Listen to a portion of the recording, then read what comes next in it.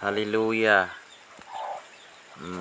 Maayong buntag kung buntag sa inyo ha. Maayong hapon kung hapon sa inyo ha. Maayong gabi, maayong kadlawon kung na ani nga video nakatanaw ka. Hallelujah. So, igsoon unsaon manimo pagkuha ang kanang tinud-anay gyud nga presensya sa Ginoo. Kay unsaon man nga ikaw ang host sa tinud-anay nga presensya sa Ginoo, kay nay usahay nga kita ning tindog sa palpito nga emosyon natong gidala gipakuyanap, emosyon dili nato masinati sa mga kaigsuonan ang absolute presence, kay nabahin man ang ato ang panghuna-huna igsuon kinahanglang naka-align ang tanan, lawas, kalag ug espiritu. Kay kung ang physical na nitindog to sa palpito pero ang panghuna-huna layo man, nangumpra man, na masilong,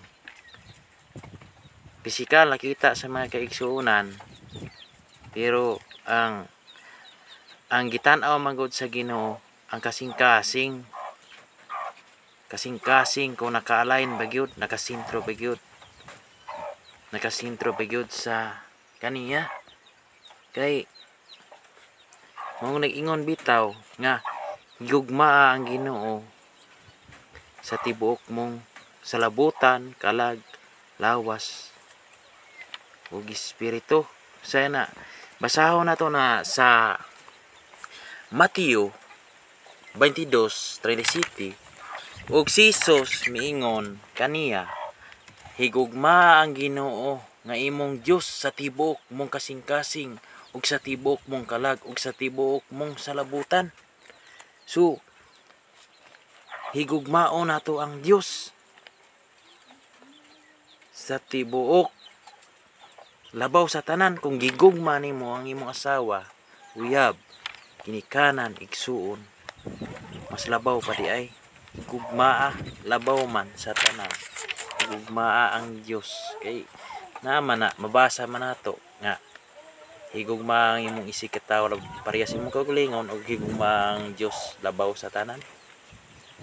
So diha nato makuha ang lawom nga presensya kung ang lawom pud nga pahigugma nimo sa Ginoo.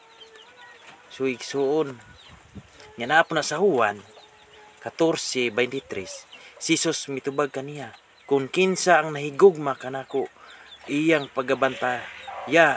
pagabantayan ang akong pulong ug ang akong amahan nahigugma kaniya ug muana kami kaniya ug ana kamu puyo diha kaniya, kami mo puyo diha kaniya.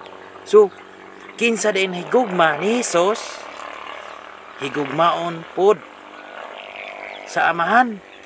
Kung kinsa nahigugma sa pulong sa Dios, higugmaon sa amahan. So igsuon gigugma mo ang pulong basig sa panahon ra sa simba ka nakigsulti anay sa Ginoo.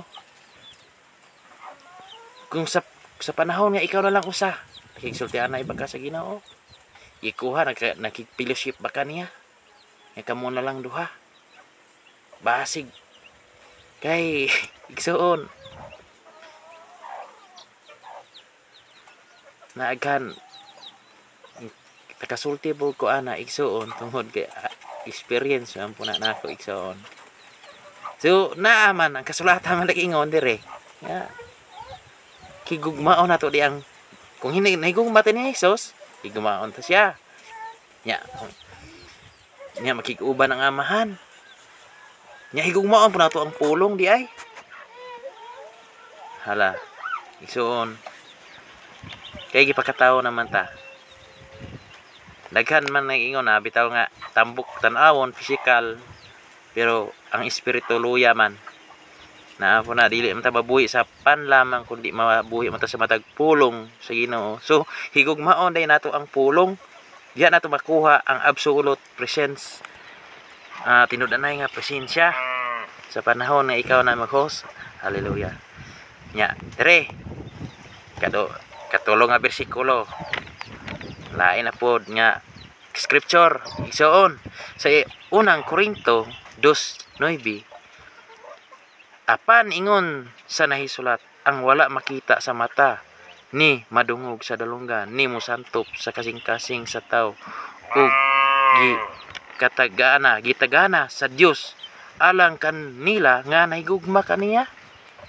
Na kung kinsa to nahigugma sa Ginoo, ipasinati niya ang wala madungog, wala makita sa mata, kanang katagbawan nga tidud-anay ni mosantop sa kasing-kasing sa mga taong nahigugma kaniya. Bulanta ang resulta kung nakig-tuhag ka, one-on-one ka sa Ginoo, nakig-fellowship ka sa Ginoo, nag-communion ka sa Ginoong Hesus gani, gibiyaan mo niya mga tulo niya kakuan. Pag-ampo ka mo para di ka mo madaog sa panulay. Kaya maari ko sa unahan muha ni hapa siya, nakisultianay siya sa iyang amahan, nakig-fellowship siya sa Ginoo. Pagbalik niya ang iyang mga tinunan, bisan sa usa lang ka oras dili mo kabuhat pag-ampo para di ka mo madaog sa panulay. Ning balik na po si Ginoong Hesus, nakipilosip siya sa amahan para makuha niya ngon ana ang tinud-anay nga nahigugma. Hallelujah. Mahor na igsoon. God bless. Manyaot nga na panalanginan ka sa mensahe. God bless igsoon.